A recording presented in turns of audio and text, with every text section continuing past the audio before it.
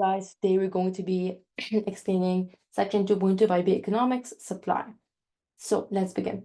So we're going to begin by defining supply. So if you like these videos and you're understanding my explanation and everything, please like and subscribe so I can continue making these videos. Thank you. So what is supply? The supply of a good is the quantity producers, firms are willing and able to offer at various prices per period. Okay, so basically, this is willing. So they're willing and they're able to offer at various prices per period of time, just purpose. The law of supply says that there's direct, so a positive relationship between the price and quantity supplied of a good, meaning that, so I'm going to be explaining what the meaning that means, that basically, so this is price, this is quantity, that it's a positive slope, meaning, I'm just give you like a better slope, okay, meaning that when price increases, when basically when the price increases, so does the quantity supplied also increases, right? So at this point, let's say it's this much, but at this price, it's going to be this much, right? So basically, that's really it.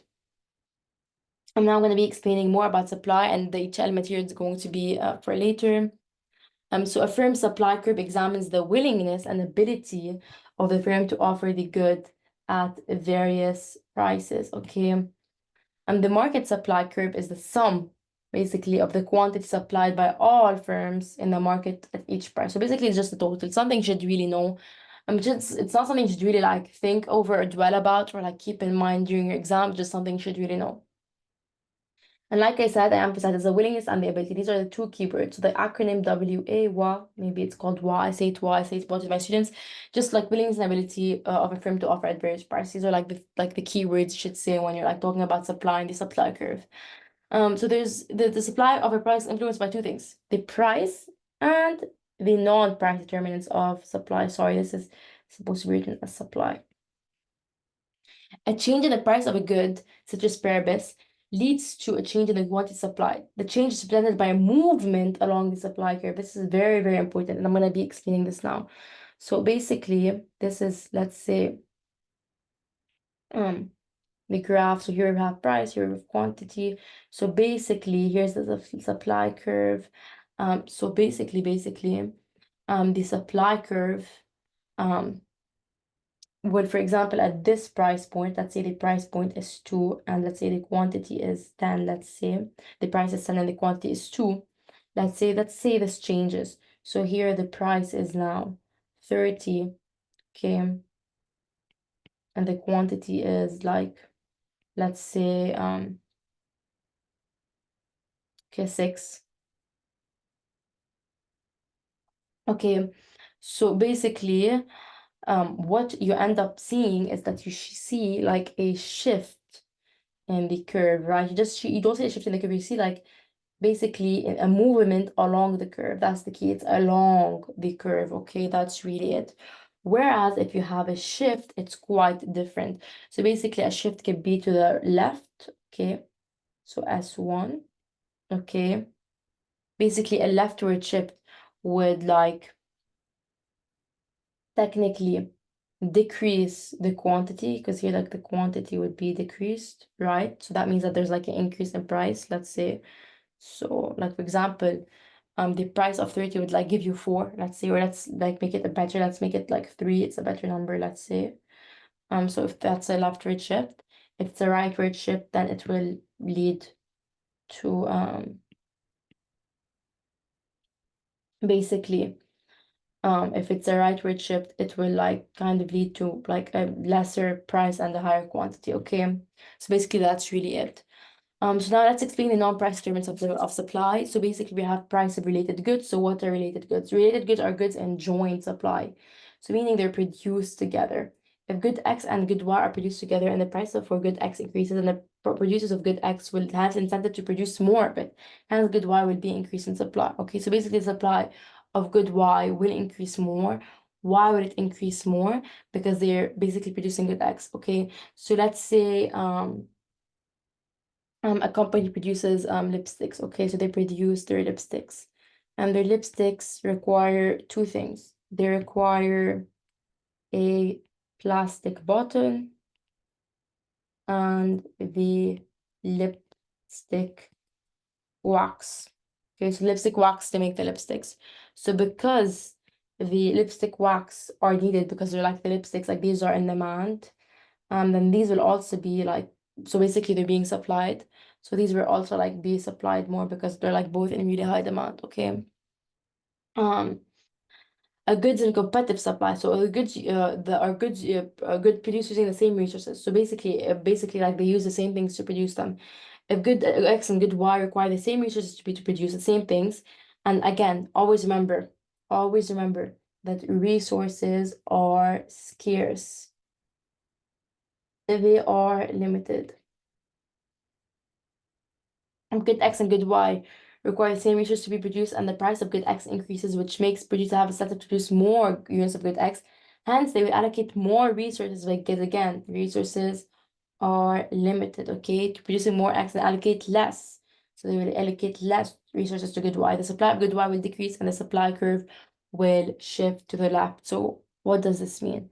How does this happen, my friend? So basically what happens is basically here's another graph, price, quantity. Basically, what will end up happening is that, let's say this is like the original supply curve, okay? Let's even make it more complicated. I'm gonna add the demand curve. So this is just the demand curve, ignore the demand curve. But basically, this is the demand curve. Sorry, this is like, I don't like that it's touching, okay. Let's say this is demand curve, whatever. So then we get a leftward shift in supply. So basically, this is S1. So S1. Basically, what happens at S1 is that it's gonna be quite different from S. So basically S, let's say the quantity is 5 and the price is, let's say, 10, but at S1 it would be that the price is, let's say, 15 and the quantity is, let's say, 3. So here you can see that there's a decrease in quantity supplied after the supply curve shifts to the left. So basically, what you need to know is that leftward shift, decrease in supply. Rightward shift, increase in supply. Okay, so remember, decrease leftward and then rightward increase. Okay, so just keep that in mind. Now we have indirect taxes. So indirect taxes are government rely on expenditure. Okay, so basically the sorry, that's like rely. So the increase, so basically indirect taxes are like taxes that are like within products. So for example, you pay like $5 for like a, let's say, pack of tissues. There's like a maybe 0.50 cent tax on that the like piece of tissue, right? So they increase the cost of production of a good or service, leading to a decrease. So basically the cost of production is very important. When you think of supply, always think of cost of production. So basically the cost to produce a good. Okay. I know it's like the same thing, but maybe like it make it easier for other people to understand. Good or service leading to a decrease in supply because again they can't afford to supply more because at one point, let's say this was the cost of production was like 0.50 cents. Okay, it becomes 0.80 cents. So they can't supply as much with that budget since producers offer the same quantity per period at higher prices, right? So here there'd be like a leftward shift in supply if there is an increase in taxes, okay? And indirect taxes, subsidies. So subsidies are like the opposite. Always remember that taxes and subsidies are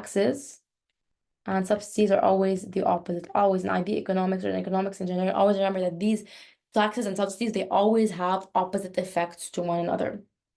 Subsidies are like financial aid per unit produced by the government. Subsidies had to absorb firms' cost of production, and so they increase supply. So basically I'm going to explain in this part, taxes versus subsidies. Okay, so basically this is an increase in both taxes and subsidies. Here we can say indirect. So I'm just going to draw both graphs.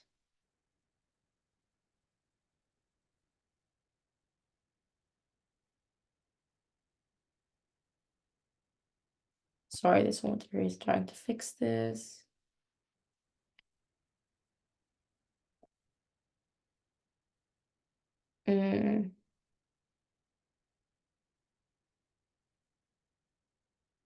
Okay, so basically indirect taxes, an increase in indirect tax. So I'm just gonna draw the original supply curves. And I'm gonna even draw the demand curves just so you can see it, because I feel like the demand curve just helps you see things better. So here's the supply, here's the demand, and just like supply, demand. Then you have price, quantity, quantity. Okay. So now what you end up needing to know is that an increase in indirect taxes will lead to a leftward shift in supply. So this is S1. S1. So what will S1 cause? It will basically cause a decrease in quantity. This is Q2, this is P2. Okay, now we're going to do this originally. So Q1, P1. So you can see there's a sorry, there's basically an increase in the price but a decrease in the quantity supplied. Okay, so you can see that. But for example, here, when there's subsidies, there is their supply curve shifts to the right. So S2, so here you have Q2, P2, and then here you had P1, Q1. So here you can see the decrease in price and the increase in quantity supplied. So you can see they literally have the complete opposite effects of one another. Then you have future price expectations. So basically, if the price of the product is expected to increase, then producers might withhold production and accumulate stock. So accumulate stock.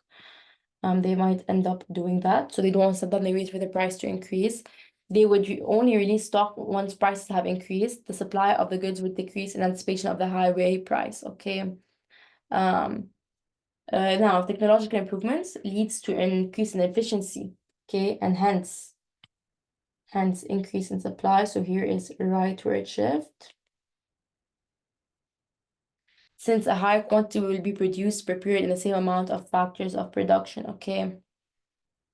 So this is really it for SL students. So if you're an SL student, you can leave. And now we're going to be explaining HL concepts. So we have two small concepts. So basically, producers are presumed to be profit maximizers, meaning they want to make as much profit as possible, implying that they will produce more if the additional quantity is sold at a high price, covering at least the cost of additional units of the good. Costs, very important, costs.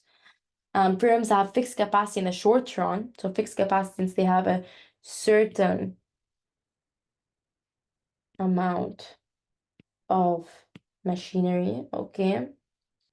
Hence, increasing the quantities of a good per period may be difficult and thus costly because they might need to invest more. So investment is an important thing to keep in mind. So this is the result of two factors. The law of diminishing marginal returns. So basically, in the short run, firms are unable to access more or all factors of production, since some may vary, so it's variable, and some cannot, so fixed factors. So variable, easy to change. Fixed factors, for example, it's harder. The law of returning marginal return states that as more and more units of variable factors are being produced with a fixed factor, there is a point beyond which the total quantity produced will continue to rise, but at decreasing rate.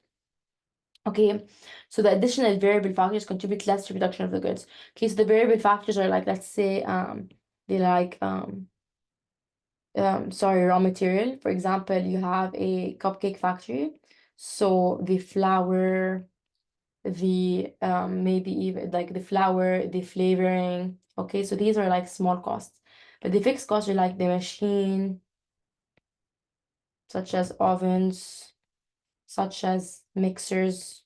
Okay, so it depends on the like type of cost. Okay, then you have marginal cost. So marginal cost is basically cost of producing an additional unit of a good. So that's basically what a marginal cost is. If additional units of variable factors lead to a fewer and fewer additional units of goods being produced, then greater number of those variable factors will be needed to produce equal additional numbers of the goods. It follows that the marginal cost will increase and the firms will only be willing and able to produce a higher quantity at a higher price, okay? Because again, their costs will end up increasing. So that's it. Thank you so much for watching. I hope you're interested. Please like and subscribe. Comment any questions you have below.